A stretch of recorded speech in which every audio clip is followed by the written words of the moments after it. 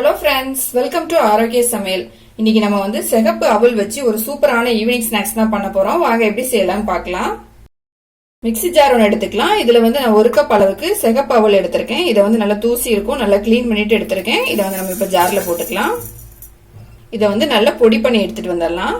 இதை வந்து நான் நல்லா பொடிச்சு எடுத்துட்டு வந்துட்டேன். நம்ம வந்து பார்க்கலாம். இப்போ இது வந்து ரொம்ப நைஸா வந்து பொடி பண்ணாண்டா, ரவை இருக்கும்ல அந்த அளவுக்கு வந்து நம்ம பொடிச்சா போதும். இப்ப நம்ம வந்து பொடி பண்ணி வச்சிருந்த இந்த அவலை வந்து ஒரு மிக்சிங் பவுல்ல வந்து போட்டுக்கலாம்.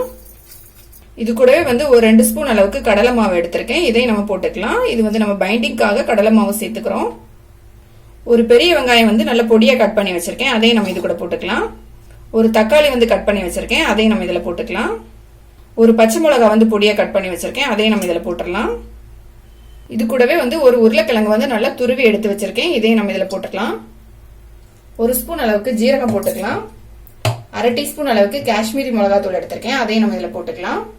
1 ஸ்பூன் அளவுக்கு மல்லித்தூள் சேர்த்துக்கலாம். 1/4 டீஸ்பூன் ஜீரகத்தூள் போட்டுக்கலாம். 1 ஸ்பூன் அளவுக்கு கரம் மசாலா எடுத்திருக்கேன். இதையும் நம்ம இதுல போட்டுக்கலாம். தேவையான அளவு உப்பு சேர்த்துக்கலாம்.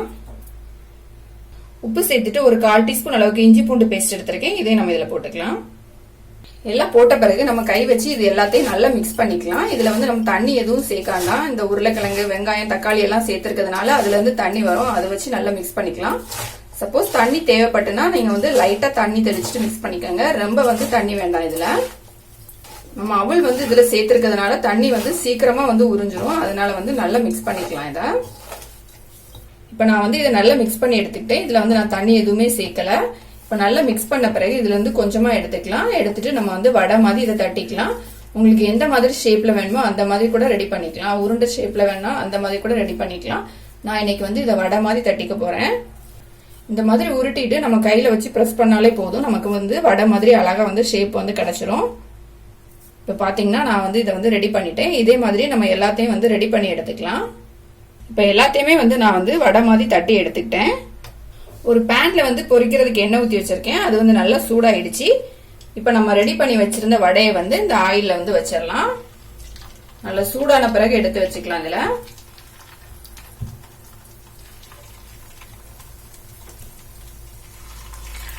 இது ஒரு சைடு வந்து எண்ணெயில நல்லா வேகட்டும். இதுல வந்து நம்ம கடலை மாவு சேர்த்துருக்கிறதுனால உதிர்ந்து வராது. இது வந்து நல்லா கெட்டியா இருக்கும். நல்லா மீடியமான ஃப்ளேம்ல வச்சுட்டு 2 சைடும் நம்ம ஃப்ரை பண்ணி எடுத்துக்கலாம். நம்ம இன்னொரு சைடு வந்து திருப்பி வச்சுக்கலாம்.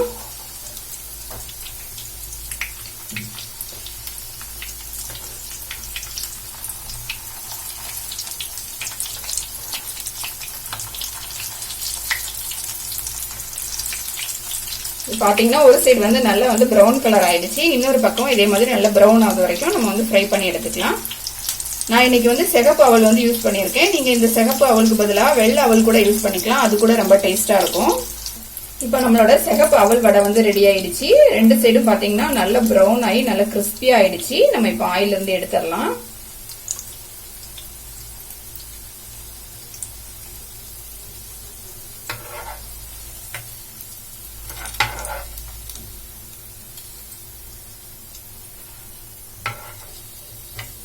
இப்ப நம்மளோட கிறிஸ்பியான அவல் வடை வந்து ரெடி ஆயிடுச்சு. இது செய்யறதுக்கு பாத்தீங்கன்னா 10 நிமிஷம் தான் ஆகும். ரொம்ப டைமே ஆகாது. ரொம்ப டேஸ்டாவும் இருக்கும். இப்ப நம்ம மீதி இருக்க எல்லாத்தையுமே இதே மாதிரி ஆயில்ல போட்டு ஃப்ரை பண்ணி எடுத்துடலாம்.